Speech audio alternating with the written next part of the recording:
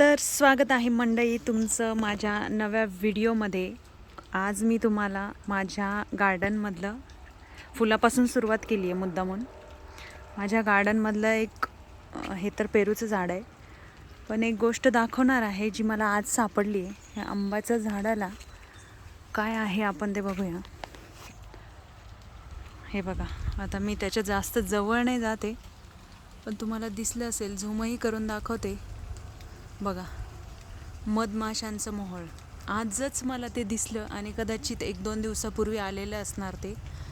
किती प्रमाणात माशा इथे, जास्त जवळही नको जायला, त्यांना जर जास्त त्रास दिला तर त्या आपल्याला खाऊन टाकतील असं आहे। आता आपण काय करूया, तुम्हाला आता हा एक मोळ दिसला की जो आंब्याच्या झाडावरती, आता तुम्हाला मी आणखी एक दाखवते। हे बघा, आता आपण चाललोय दुसऱ्या झाडाकडे आणि दुसरं झाड आहे, दुसरं झाड माझ्या गार्डनमधलं आहे। हे आहे चिक्कूचं। आता चिक्कूच्या झाडावरही मी जास्त जवळ न जाता तुम्हाला दाखवते। हे तर त्यापेक्षाही नवीनच आलेलं आहे, म्हणजे माझ्या मते हे आजच किंवा कालच्या तारखेलाच आलेलं असेल। बघू शकता तुम्ही, ते अगोदरचं जे होतं ते जास्ती मोठं होतं, पण हे चिक्कूच्या झाडावरचं आहे, हे छोटं आहे आणि हे आत्ताच बसलेलं आहे। तर कुणी याला मधमाशांचं पोळं म्हणतं, कुणी याला मोहोळ म्हणतं, तर आमच्याकडे याला मोहोळ म्हणतात। तर तुमच्याकडे याला काय म्हणतात हे कमेंट करून नक्कीच सांगा। आणि मध हे आपल्या शरीरासाठी किती पौष्टिक असतं हे तर तुम्हाला माहितीच आहे।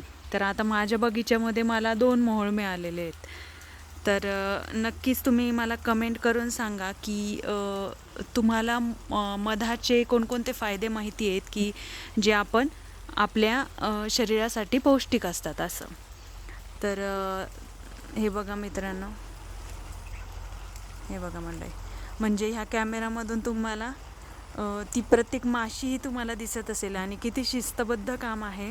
म्हणजे माणसाने देखील यांच्याकडून शिकायला पाहिजे, असं काम त्या करतात। झाडांवरती बसून त्यातलं मध गोळा करून त्या इथे आपलं साठवत असतात।